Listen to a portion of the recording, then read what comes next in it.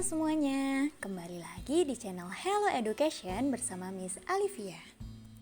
Pada kesempatan kali ini, kita akan membahas mengenai proses daur hidup kupu-kupu.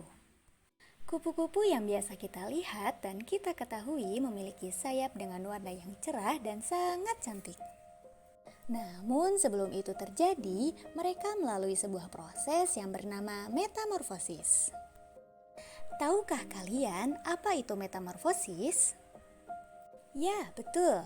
Metamorfosis merupakan proses perkembangan secara biologis yang dialami oleh makhluk hidup dan terjadinya implikasi perubahan fisik dari lahir hingga dewasa.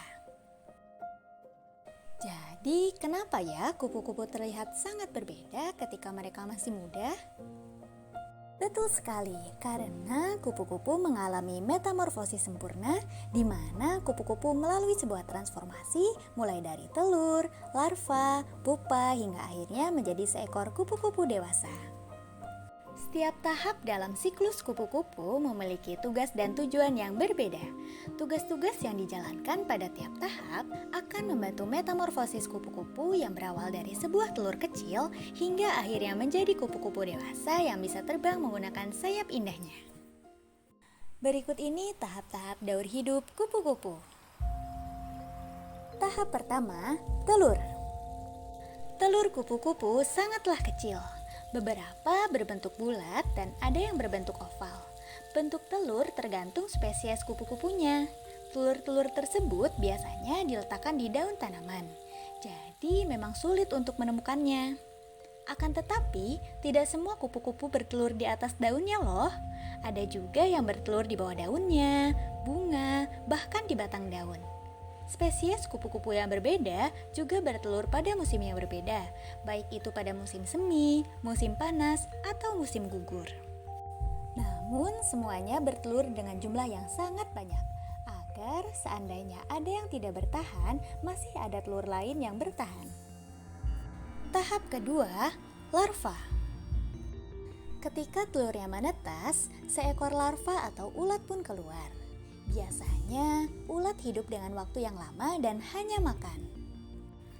Karena telur kupu-kupu berada di atas daun tanaman, maka ulat yang sudah menetas pun akan makan daun tersebut.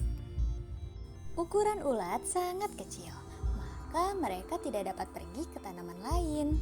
Akan tetapi, semakin banyak mereka makan, semakin besar pula badannya. Pada umumnya, ulat dewasa 100 kali lebih besar daripada telurnya.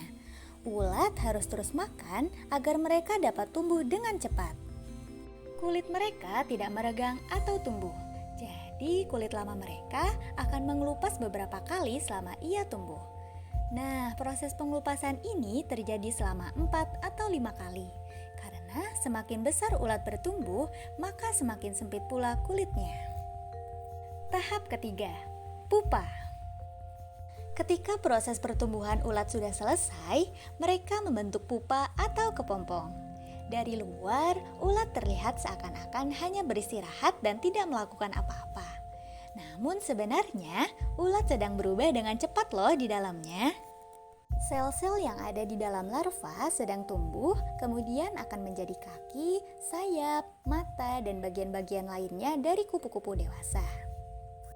Kepompong biasanya terletak di bawah cabang pohon, di antara dedaunan, atau di bawah tanah. Kepompong tersebut bersifat keras agar dapat melindunginya dari predator dan juga cuaca yang ekstrim. Dan suatu hari, kupu-kupu yang indah pun muncul. Setelah selesai berubah dalam kepompong, kupu-kupu dewasa pun keluar. Nah, ketika baru keluar, sayapnya sangat lembut dan terlipat dalam tubuhnya karena semua bagian barunya ini harus muat dalam kepompong. Kemudian, darah akan dipompa ke arah sayapnya agar kupu-kupu tersebut dapat terbang. Pada awalnya, mereka tidak pandai terbang. Kupu-kupu dewasa biasanya baru dapat terbang dengan sempurna dalam waktu 3 atau 4 jam. Kemudian, dia akan pergi mencari pasangan untuk berkembang biak. Sekian video kali ini, semoga dapat menambah wawasan seputar pengetahuan alam kamu ya. Sampai jumpa di video selanjutnya. Dadah!